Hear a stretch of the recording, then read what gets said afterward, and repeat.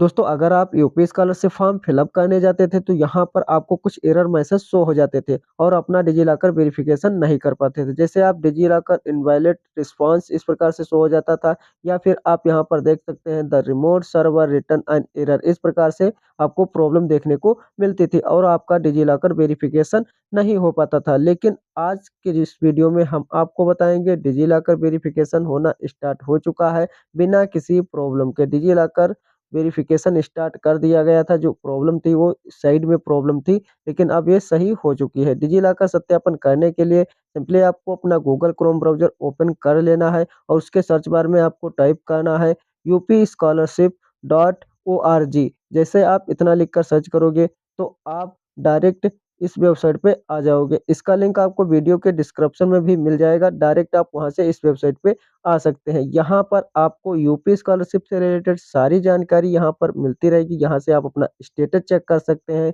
और यहाँ से अपना सब कुछ अच्छे से रीड करके अपना फॉर्म भी फिलअप कर पाओगे बिना किसी प्रॉब्लम के। डिजिलॉकर वेरिफिकेशन कैसे करना है स्टेप बाय स्टेप आपको इसमें पढ़ सकते हैं।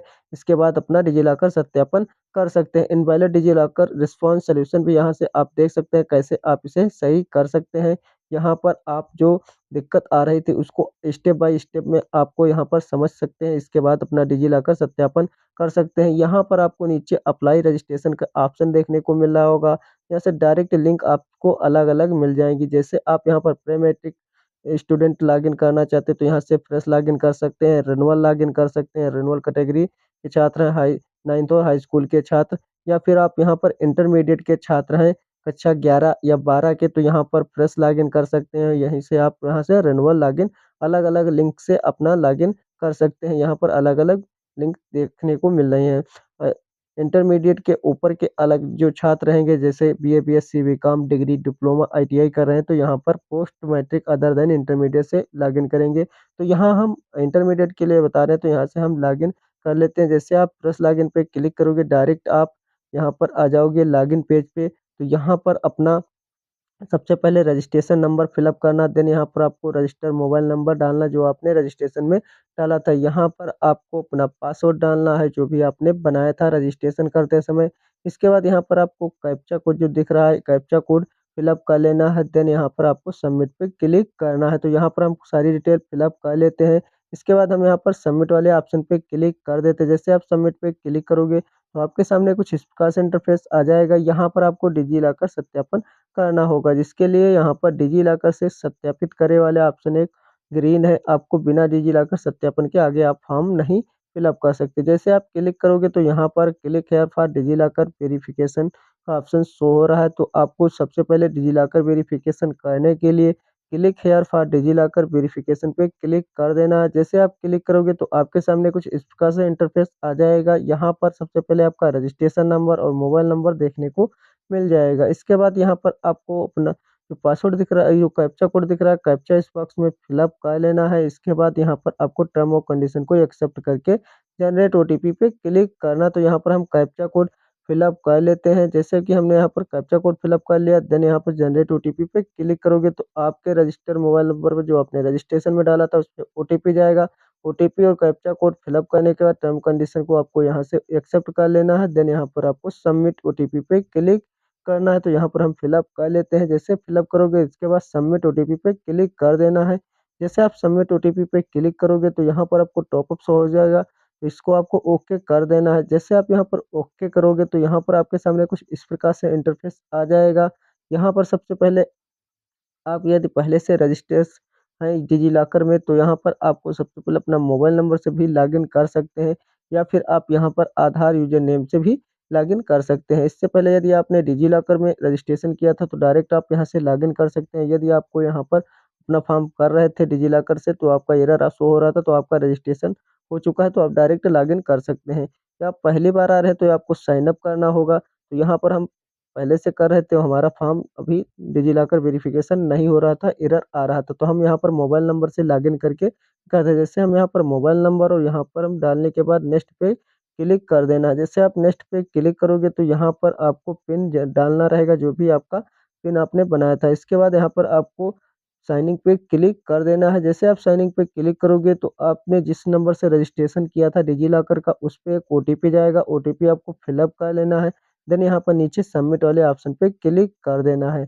जैसे आप यहाँ पर सबमिट वाले ऑप्शन पे क्लिक करोगे तो यहाँ पर पेज लोड होगा, आपके सामने कुछ इस प्रकार से इंटरफेस आ जाएगा। तो यहाँ पर आप देख सकते हैं, यहाँ पर आपको डेट मेंशन होगी। यहाँ पर आप काफ़ी लोग कमेंट करते हैं कि यहाँ पर आपकी डेट जो है 20 दिसंबर दिखा रही है, दिसंबर और ये नवंबर चला तो यहाँ पर 30 दिन आगे का दिखाता है। इससे कोई दिक्कत नहीं, इसे आप चेंज करना चाहें तो यहाँ पर एडिट से चेंज कर सकते हैं। आज की डेट आप देख सकते हैं 20 नवंबर 2023 है, लेकिन यहाँ पर आपको 20 दिसंबर शो हो रहा होगा। लेकिन यहाँ पर आपकी डेट देख लीजिए 20 नवंबर है और यहाँ समय भी देख सकते हैं। इसके बाद यहाँ पर आपको अलाउ वाले ऑप्शन पे क्लिक कर देना है, यहाँ पर परमिशन दे देना है। यहाँ पर यूपी स्कॉलरशिप की डिटेल दी जा रही है डिजिलॉकर को, तो यहाँ पर आपको अलाउ कर देना है। जैसे आप यहाँ पर अलाउ करोगे तो आपके सामने आपकी सारी डिटेल ओपन होके आ जाएगी, जैसे कि आपका नाम, जेंडर, फादर्स नेम, यहाँ पर डेट ऑफ बर्थ, एड्रेस के साथ फ़ोटो आपका भी यहाँ पर देखने को मिल जाएगा। यहाँ पर आप देख सकते हैं आपकी ही डिटेल शो हो रही, तो यहाँ पर ये सब कुछ डिटेल सही है। देन आपको यहाँ पर ऊपर स्क्रॉल डाउन करना है, यहाँ पर आपका वेरीफाई डिटेल का एक ऑप्शन शो हो रहा होगा। तो सिंपली यहाँ पर सारी डिटेल चेक करने के बाद आपको वेरीफाई डिटेल पे क्लिक कर देना है। जैसे आप वेरीफाई डिटेल पे क्लिक करोगे तो यहाँ पर डिजिलॉकर सत्यापन पे ग्रीन टिक लग चुका है। यहाँ पर आपका डिजिलॉकर सत्यापित हो चुका है बिना किसी प्रॉब्लम के। यहाँ पर जो भी एरर आ रहा था वो भी सही हो चुका है। अब यहाँ पर डिजिलॉकर सत्यापित हो चुका है। अब नीचे का फॉर्म यहाँ पर छात्रवृत्ति हेतु आवेदन पत्र भरेगा, जो फॉर्म भरेगा ऑप्शन है वो ग्रीन हो चुका है। अब यहाँ से आप अपना फॉर्म भी फिलअप कर पाओगे। आप जो यहाँ पर लॉक था फॉर्म, जब तक आप डिजिलॉकर वेरिफिकेशन नहीं करते थे, तो आप यहाँ से अपना फॉर्म फिल कर सकते हैं। जैसे आप यहाँ पर इस पे आवेदन पत्र वाले ऑप्शन पे क्लिक करोगे तो यहाँ पर आपको इस प्रकार से इंटरफेस आएगा। तो यहाँ पर इसको ऊपर स्क्रॉल डाउन कर लेना है।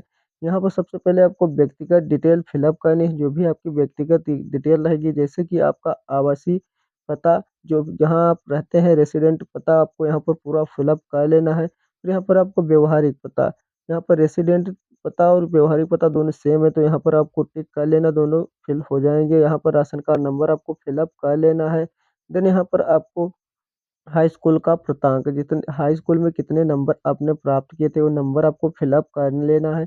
देन यहाँ पर आपको हाई स्कूल में कितने का पूर्णांक था, पूर्णांक आपको इसमें फिलअप कर लेना, जो भी आपका पूर्णांक रहेगा हाई स्कूल का ही पूर्णांक फिलअप करना है। देन यहाँ पर आपको पाठ्यक्रम का नाम चयन करना है, आप कक्षा 11 के लिए अप्लाई कर रहे हैं या कक्षा 12 के लिए फिलअप कर रहे हैं। तो आप जो कक्षा 11 के लिए फिलअप कर रहे हैं तो 11 सेलेक्ट करेंगे, कक्षा 12 के लिए फॉर्म फिलअप कर रहे हैं तो कक्षा 12 फिलअप करेंगे।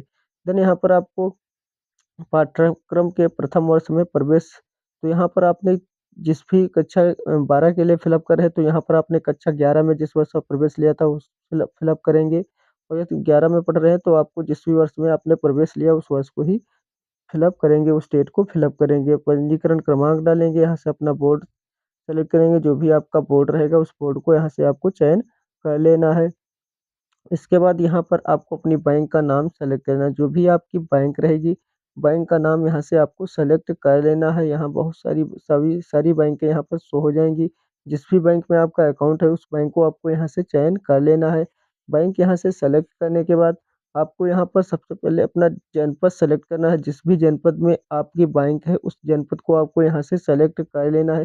सारे जनपद यहाँ पर देखने को मिल जाएँगे, आपको यहाँ पर जनपद सेलेक्ट कर लेना है। देन यहाँ से आपको अपनी ब्रांच सेलेक्ट करनी है, जो भी आपकी ब्रांच रहेगी उस ब्रांच को आपको यहाँ से सेलेक्ट कर लेना है। जैसे कि आप सारी जो जिस उस डिस्ट्रिक्ट में जितनी भी बैंकें होंगी, सारी बैंक जो भी ब्रांच शाखा का ब्रांच होगी वो आपको यहाँ पर शो हो जाएगी, उस ब्रांच को आपको सेलेक्ट कर लेना है। देन यहाँ पर आपको छात्र का पूरा नाम जो भी आप पासबुक पे रहेगा वो डालना है। आईएफएससी कोड ऑटोमेटिक आ जाएगा आपकी ब्रांच का, यहाँ पर ऑटोमेटिक जिसे आप ब्रांच सेलेक्ट करोगे। देन यहाँ पर आपको खाता संख्या जो भी रहेगी वो आपको फिलअप कर लेनी है। देन यहाँ पर आपको कन्फर्म खाता संख्या फिलअप करनी रहेगी। एकदम सही फिलअप आपको करना है, जो भी आपके आधार से लिंक अकाउंट हो वही आपको यहाँ पर फिलअप करना है। इसके बाद यदि आप देवा छात्र हैं तो देवा छात्र पे सेलेक्ट करेंगे, आवासीय छात्र हैं तो यहाँ पर आवासीय छात्र सेलेक्ट करेंगे। देन यहाँ पर आपको अनुमोदित वार्षिक नॉन रिफंडेबल शुल्क जो भी रहेगी आपको इसमें फिलअप कर लेना है। यहाँ पर इसके फिलअप करने के बाद यहाँ पर यदि कोई विकलांगता है तो आपको यहाँ से सेलेक्ट कर लेना है।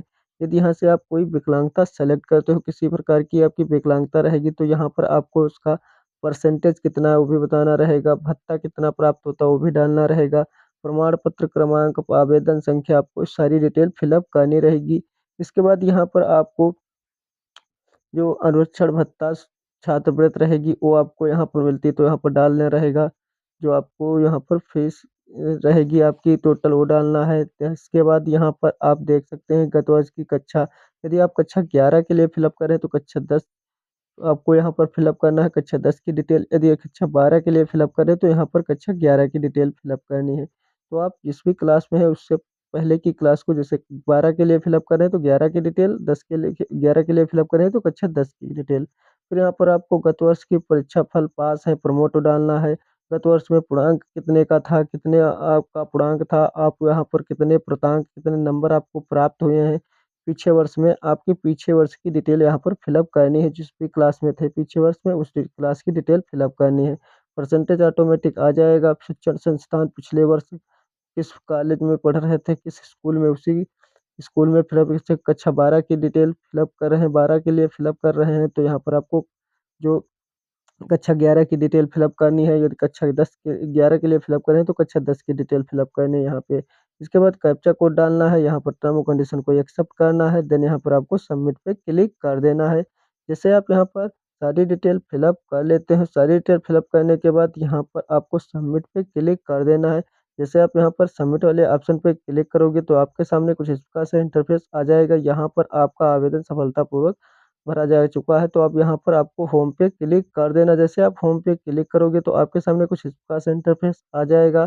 यहाँ पर सबसे पहले यदि आपका आवेदन में कोई गलती है तो यहाँ पर आवेदन संशोधित कर सकते हैं। इसके बाद यहाँ पर आपको आय एवं जाति प्रमाणीकरण करना होगा, जिसके लिए यहाँ पर आय एवं जाति प्रमाणीकरण का जो ऑप्शन है सिंपली इस पे क्लिक कर देना। जैसे आप क्लिक करोगे तो आपके सामने कुछ इस प्रकार से इंटरफेस आ जाएगा।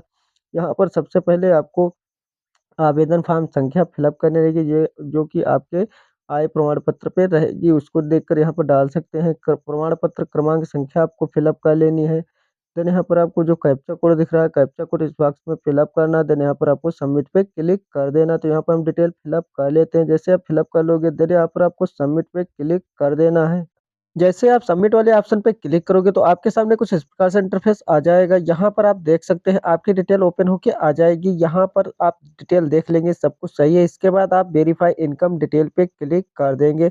जैसे ही आप यहाँ पर वेरीफाई इनकम डिटेल पे क्लिक करोगे तो यहाँ पर आप देख सकते हैं ये डिस्ट्रिक्ट डाटा से आप आय प्रमाण पत्र मिलान किया जा चुका। आपका यहाँ पर आय वेरिफिकेशन हो चुका। अब यहाँ पर आपको जाति वेरिफिकेशन करना है, जिसके लिए यहाँ पर आवेदन फॉर्म संख्या जाति की फिलअप करना है।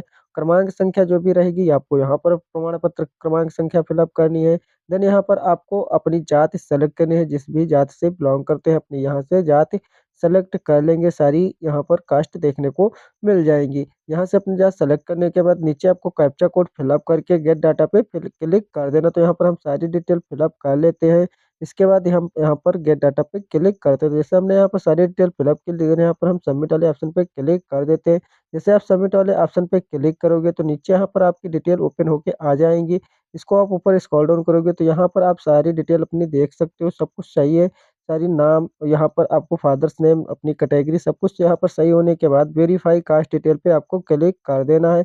जैसे आप वेरीफाई कास्ट डिटेल पे क्लिक करते हो तो यहाँ पर आपका आय एवं जाति प्रमाणीकरण सफलतापूर्वक हो चुका है। यहाँ पर ग्रीन टिक भी आपको मिल चुका है। इसके बाद यहाँ पर आप प्रमाणीकरण, जो आधार प्रमाणीकरण होता है उसको आधार पे प्रमाणीकरण करना होगा, जिसके लिए यहाँ पर आधार प्रमाणीकरण वाले ऑप्शन पे क्लिक कर देना। तो यहाँ पर आपके सामने कुछ इस प्रकार से इंटरफेस आ जाएगा। सबसे पहले यहाँ पर आपके नाम, डेट ऑफ बर्थ देखने को मिल जाएगी। इससे नीचे नीचे आपको यहाँ पर आधार नंबर फिलअप कर लेना। जो भी आपका आधार नंबर रहेगा दोनों बॉक्सों में आपको फिलअप कर लेना है सही सही। इसके बाद ऊपर स्क्रॉल डाउन कर लेना है। देन यहाँ पर आपको जो कैप्चा कोड दिख रहा है, कैप्चा कोड फिलअप करके वेरीफाई आधार पे क्लिक करना रहेगा। तो यहाँ पर हम आधार नंबर फिलअप कर लेते हैं। आधार नंबर फिलअप करने के बाद वेरीफाई आधार डिटेल पे क्लिक कर दे, जैसे वेरीफाई आधार पे क्लिक कर देना है।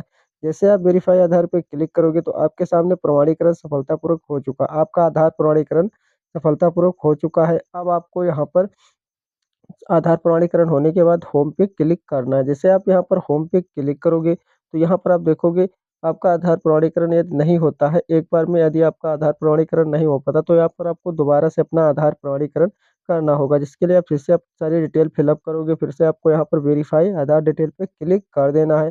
जैसे वेरीफाई आधार डिटेल पे क्लिक करोगे, आपको यहाँ पर रिडायरेक्ट कर देगा। इसके साथ यहाँ पर आप देख सकते हैं, आपका जो एनपीसीआई सत्यापन है, तो ये भी आपके आधार के साथ वेरीफाई हो जाएगा।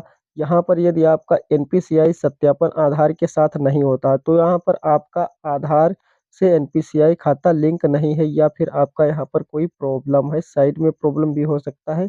तो यहाँ पर आपको तुरंत यदि नहीं होता, तो डायरेक्ट आप यहाँ पर एनपीसीआई सत्यापन करके आपको दोबारा से कर लेना है। या यदि आपका यहाँ पर 1 से 2 बार करने पे नहीं होता एनपीसीआई सत्यापन, तो आपको सबसे पहले अपना आधार एनपीसीआई अकाउंट ज़रूर चेक कर लेना कि आपका अकाउंट एनपीसीआई से लिंक है या नहीं लिंक है, जिसके लिए हमने कई सारे वीडियो बनाए हैं। उन वीडियो को देखकर आप अपना चेक कर सकते हैं कि आपका खाता एनपीसीआई से लिंक है या नहीं लिंक है। एनपीसीआई से यदि आपका खाता लिंक है, तभी आपका यहाँ पर एनपीसीआई सत्यापन होगा। यदि आपका यहाँ पर एनपीसीआई से खाता आपका लिंक नहीं है, तो सबसे पहले आपको एनपीसीआई से अपना खाता लिंक कराना रहेगा, तभी आपका यहाँ पर एनपीसीआई सत्यापन होगा। तो एक बार जाके अपना ज़रूर चेक कर लें कि आपका यहाँ पर एनपीसीआई से खाता लिंक है या नहीं लिंक है। लिंक होने के बाद आपको यहाँ पर फिर से आना है, एनपीसीआई सत्यापन करने हेतु वाले ऑप्शन पे क्लिक करना। तो यहाँ पर आपको दोबारा से चेक स्टेटस वाले ऑप्शन पे क्लिक करना है।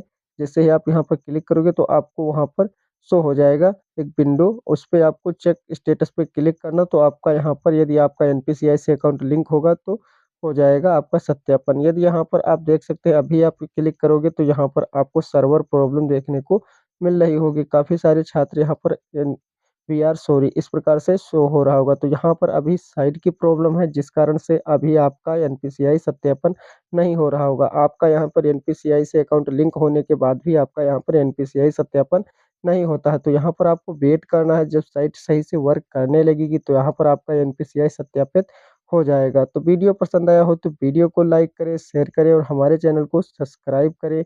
इसी तरीके के नए-नए वीडियो हम आपके लिए लाते रहते हैं। जो भी प्रॉब्लम रहेगी, तो हम वीडियो के माध्यम से आपको बताते रहते हैं। तो वीडियो को लाइक करें, शेयर करें और हमारे चैनल को